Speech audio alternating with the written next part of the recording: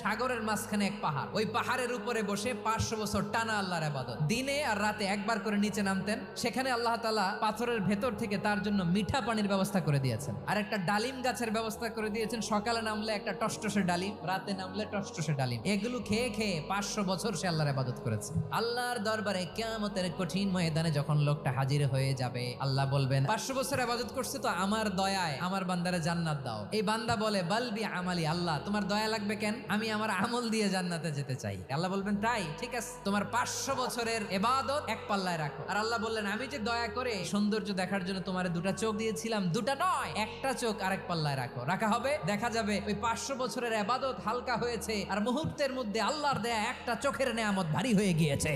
ফলাফল দেখো, হিসাব বলে তুমি এখন জাহান্নামে যাবা, যাও এবার জাহান্নামে যাও। এবার লোকটা কাচুমাচু করে বলে আল্লাহ এবার আমি বুঝতে পেরেছি তোমার দয়া ছাড়া দুনিয়ায় কেউ জান্নাতে যেতে পারবে না।